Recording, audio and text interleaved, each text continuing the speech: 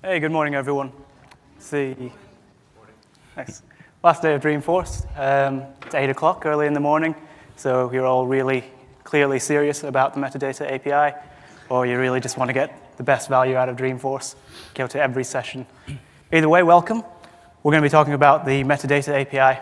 So this is a session for people who work with managed packages. The Metadata API is really good for people working with managed packages, either developers who are building them or the admins who are installing them.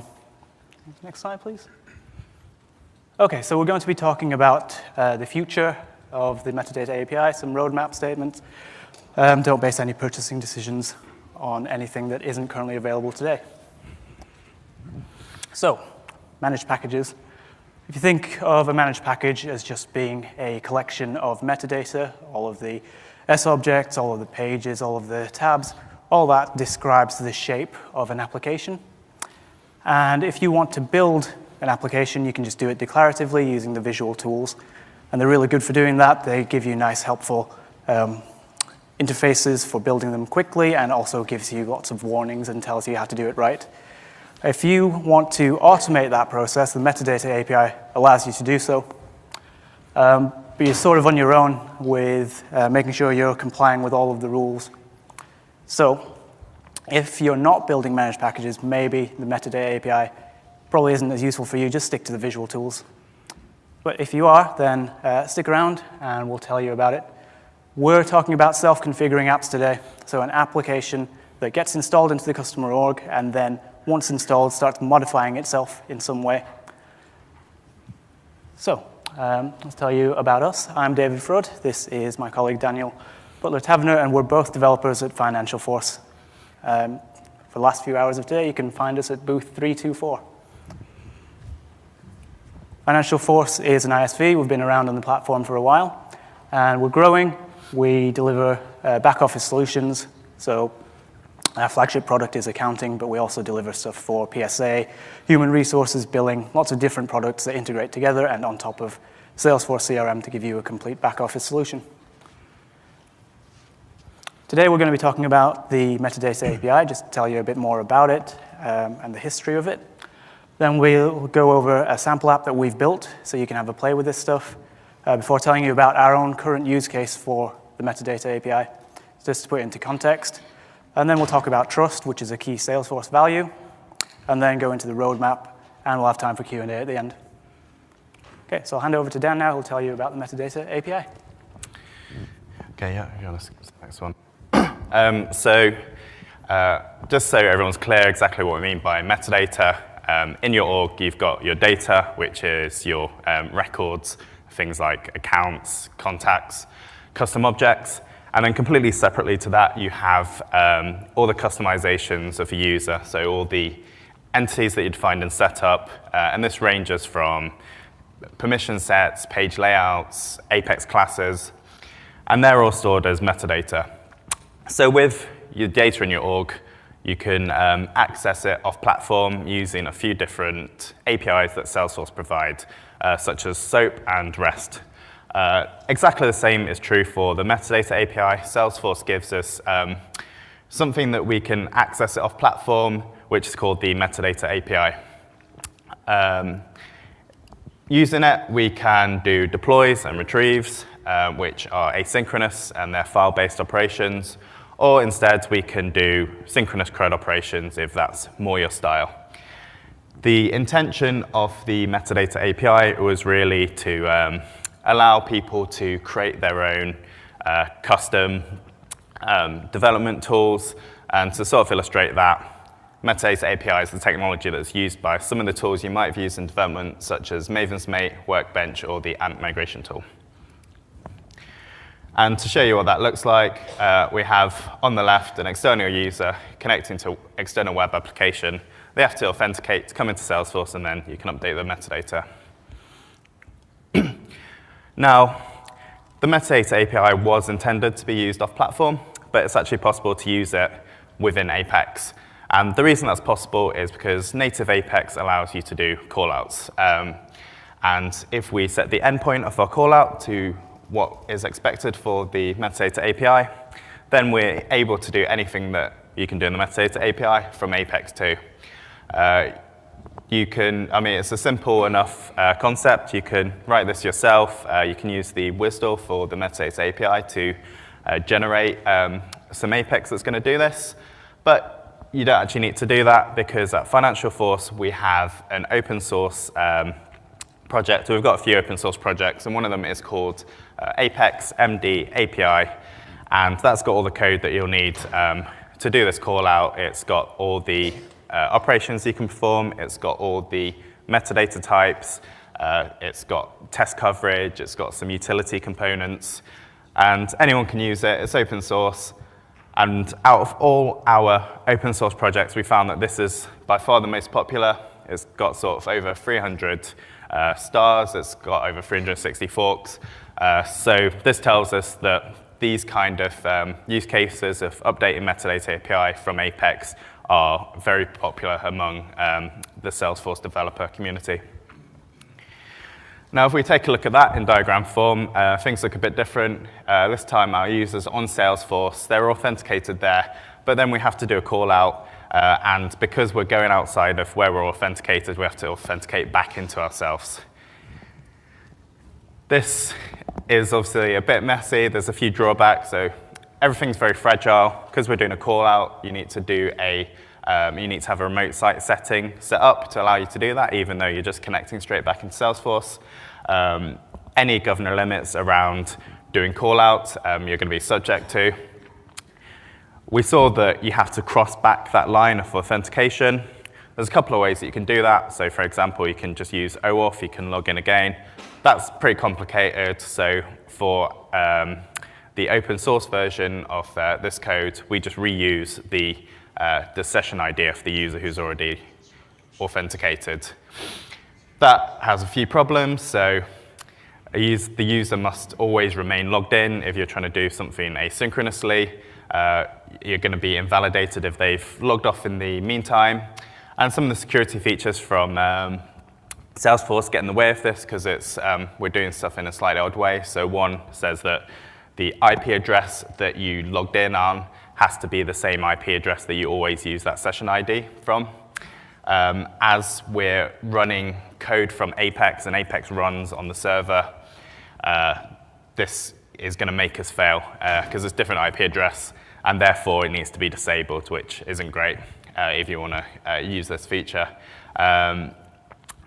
You have to give the user a load of extra permissions, such as API enabled, and that comes with it consequences that you might not want to let your users have, such as modify all permission.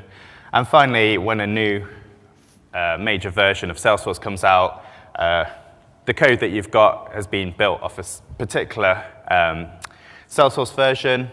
You can continue using it, but as soon as you want to use any new features, you're going to have to update all your code yourself. It's not going to happen automatically. So bearing all those in mind, some 3 years ago, Andy Fawcett, who is our CTO, raised an idea on Idea Exchange to say, basically, we can call metadata from Apex, we can do all these really good things, but wouldn't it be great if Salesforce supported that as a native feature, and then we wouldn't have all these drawbacks? That got a lot of support from the Salesforce developer community, particularly among ISVs, and as a result, Salesforce saw this, and they delivered a new feature in summer 17. That feature is the Apex Metadata API. So in this, we get rid of callouts, which fixes most of the drawbacks that we had on the previous slide.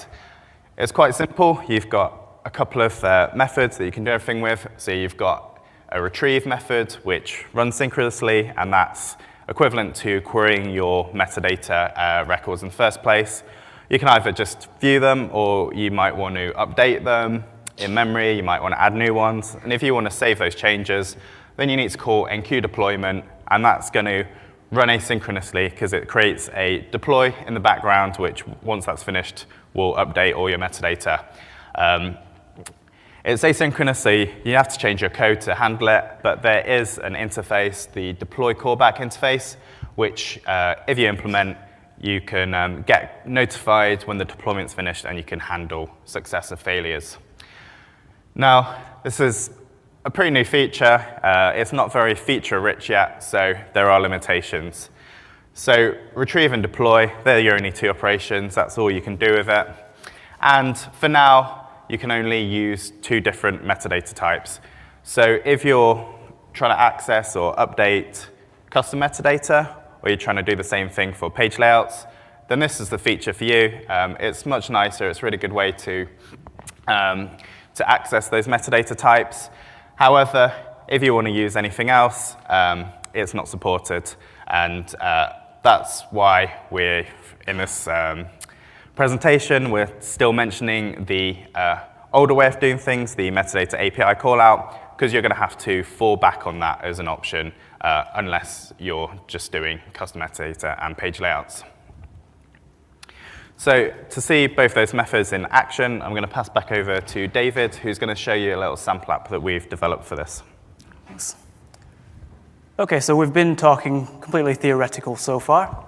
I'm sure you'd like to see it in action. But before you can see it in action, I'm going to give you some more of the theory behind it. Consider it eating your vegetables before you get your dessert. How do you make a page layout? Here's the UI that you get in Salesforce. It's the native one. There's lots of different things going on here. You can define which buttons appear and which order they appear in. You can define what related lists you're looking at, and the fields and the actions available against them. And you can define which fields you're editing on a record. So you can say, here are my sections. Within my sections, I can have one or more columns. And within those columns, I can have one or more items. And an item is either a field or a blank space. So next slide. Oh, there is the item, there is a column, and there is a section.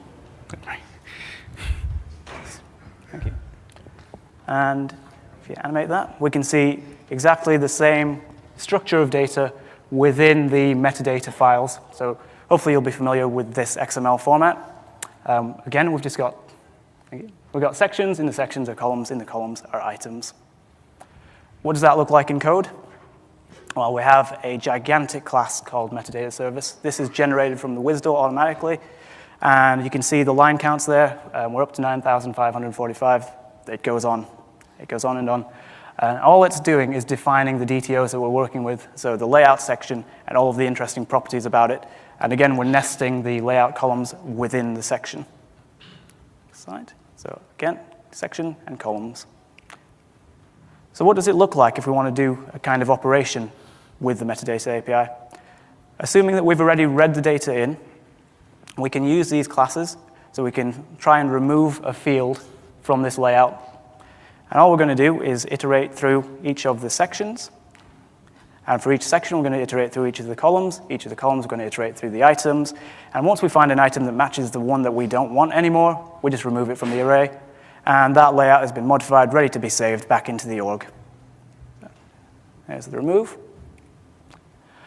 To do the read, so that we could do that kind of operation, it's simply calling the read metadata method. That's provided by the open source Metadata API repo.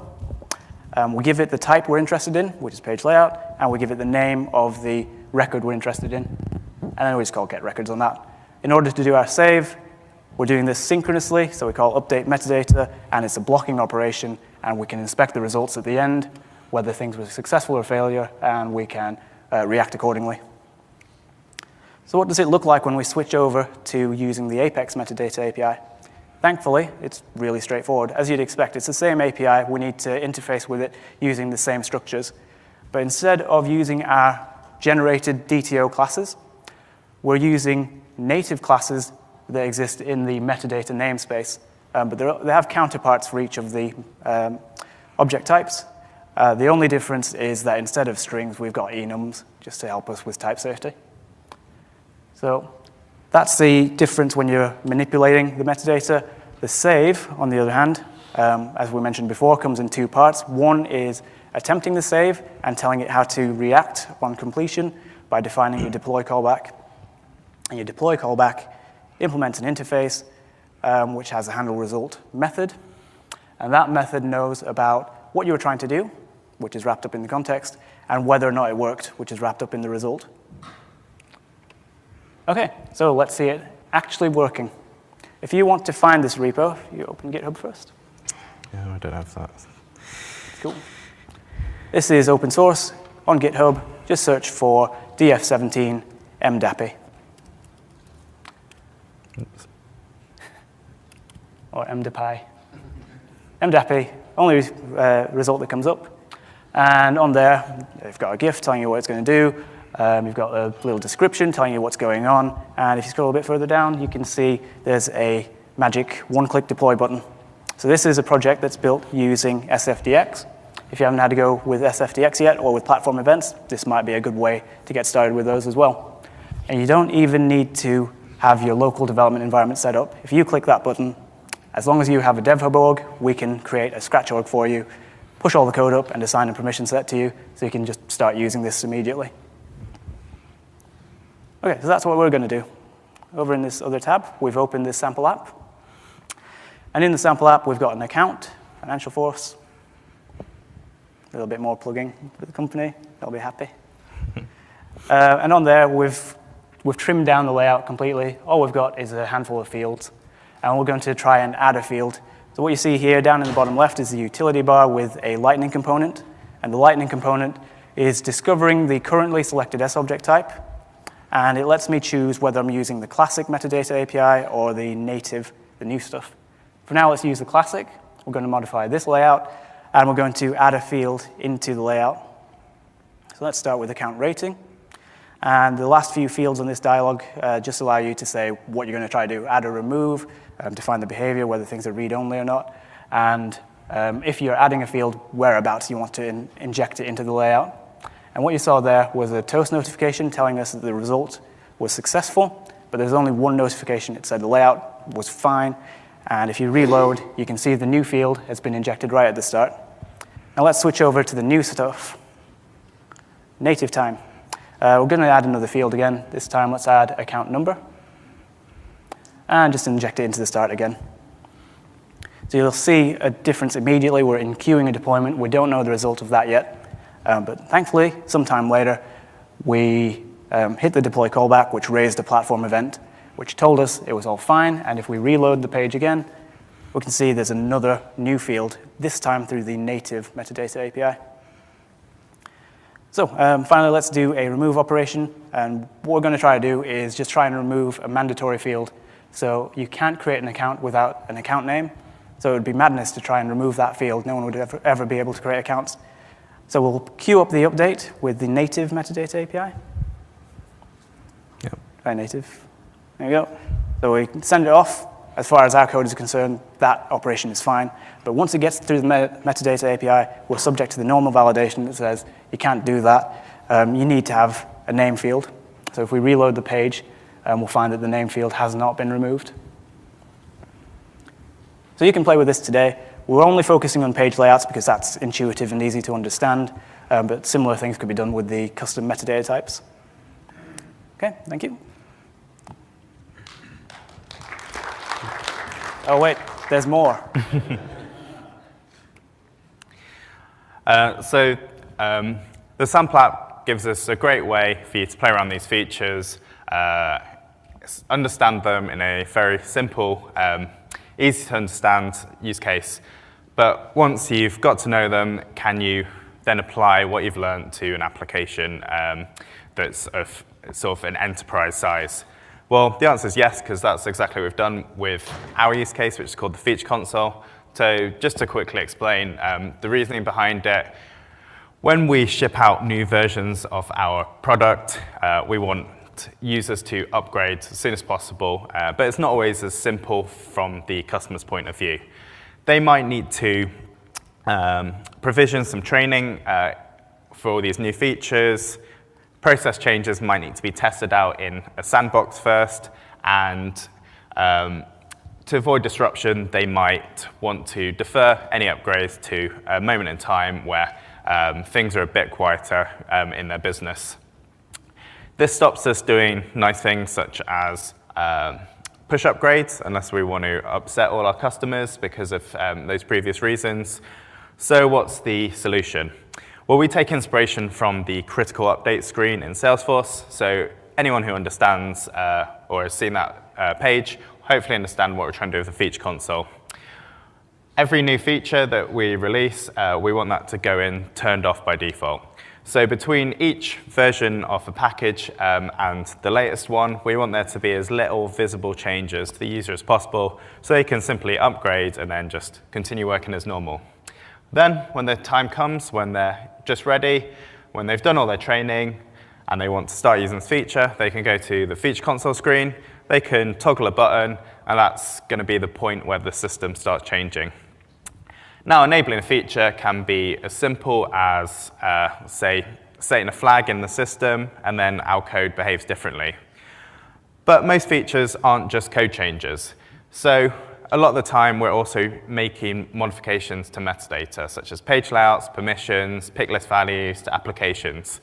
And if we want those changes to only occur at the point of the feature being enabled, then we need to make those changes through Apex, and that's why we use both of the methods for accessing the Metadata API. So we'll have a very quick demo of that just to illustrate what that looks like. Here's our feature console screen. At the bottom, we have a list of all our features.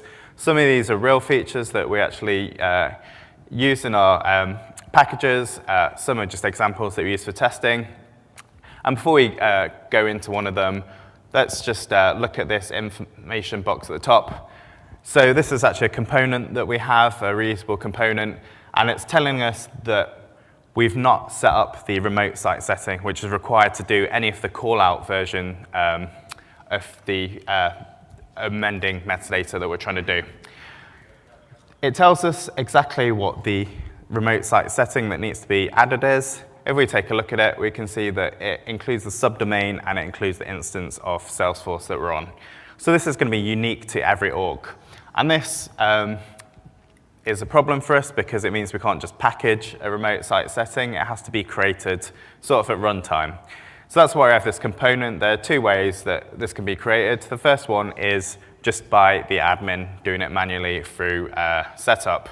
And it's important that we support this, that we give them enough information, because it leaves control of the metadata completely in the hands of the admin.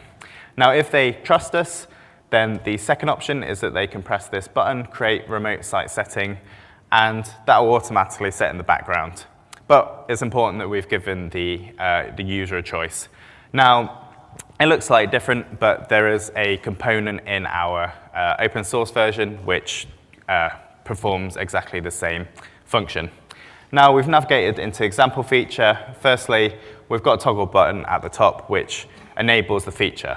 But before we turn it on, we might want to make some metadata changes. And they manifest themselves as these steps. Each step tells you exactly what's going to happen when you click perform. So for example, this one is going to change some pick lists. We know that pick lists aren't one of the two supported types for the native Metadata API. So therefore, when we click perform, we're going to do a synchronous CRUD operation that's doing a call out. And we're notified when that's done. However, step 4 is behaving exactly the same way. Apart from this is changing a page layout. And that is one of the metadata types that are affected. So in this case, when we click perform, we're doing an asynchronous operation here instead, which is why you get in progress. We're using the native Metadata API. And when that's finished, it's marked as done. And the changes have been done just in the same way that would have happened with the call out, but we've just used a different method.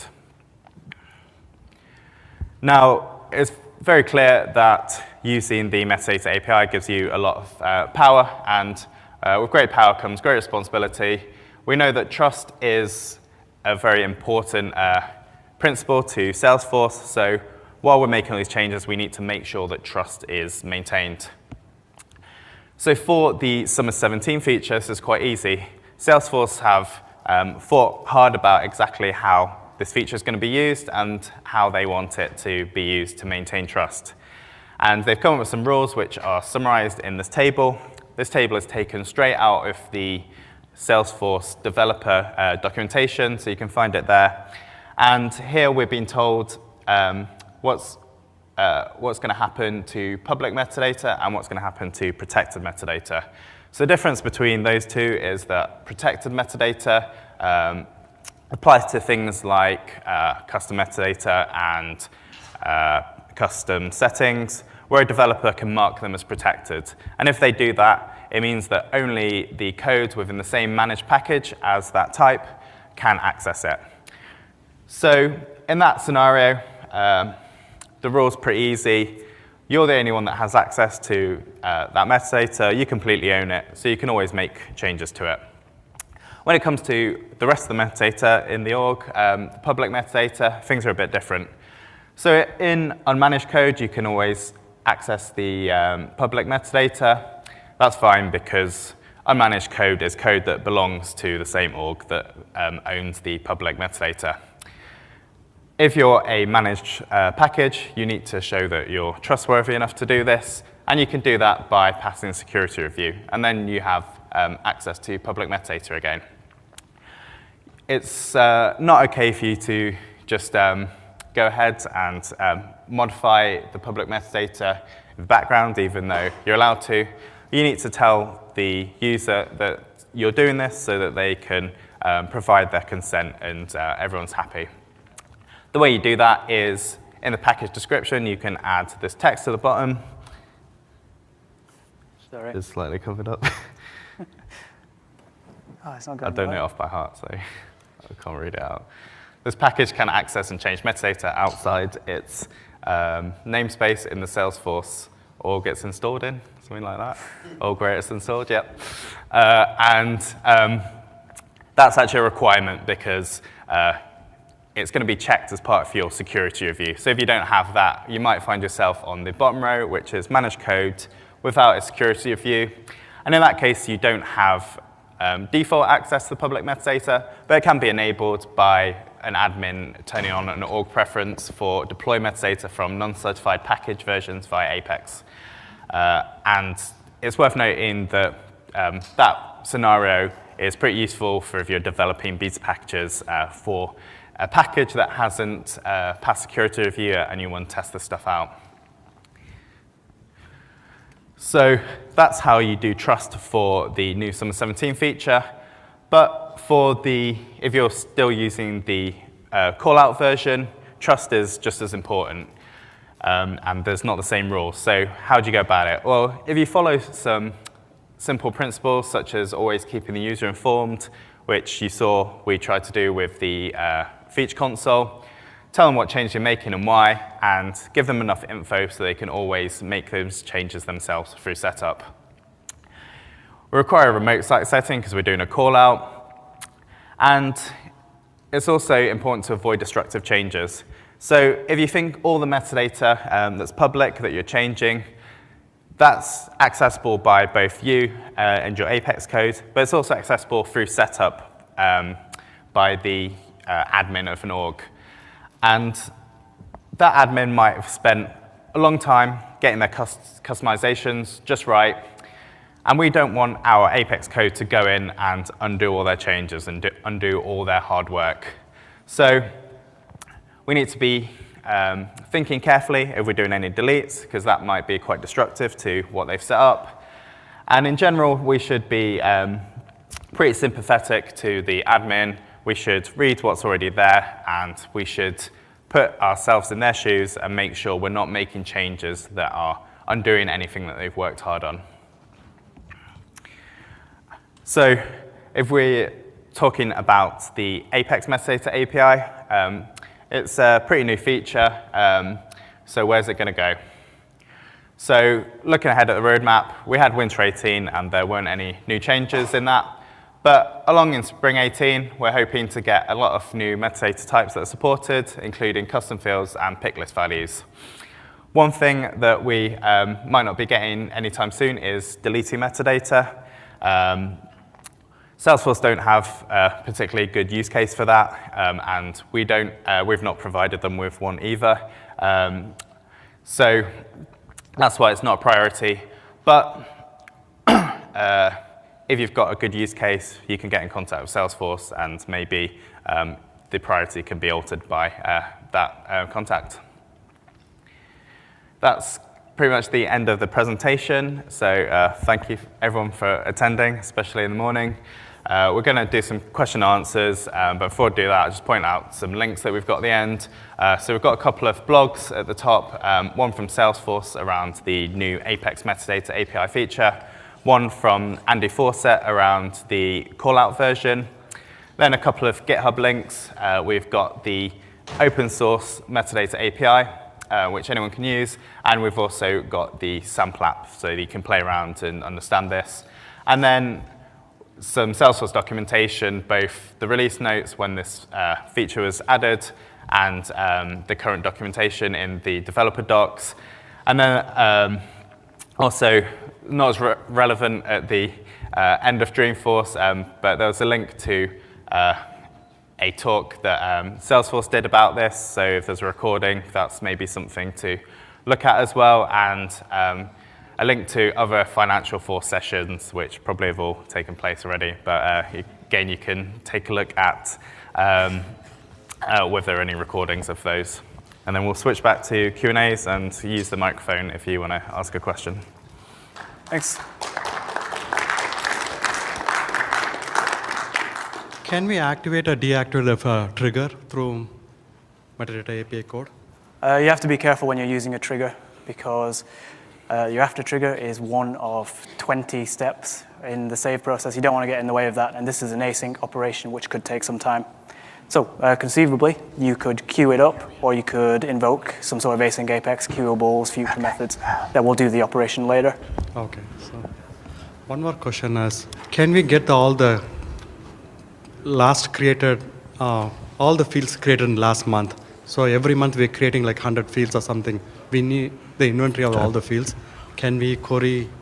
To be honest, I'm not sure. I don't know if that information is available in the Metadata API, but if it's available with the old stuff, then presumably you'll be able to read it the new way. Maybe not today. Okay. I'd have to get back to you on that. Thank you. Thanks for the info. I was curious on your feature console, are you storing the fact that they've enabled any of those features, or are you actually real-time querying to see if all those things are set?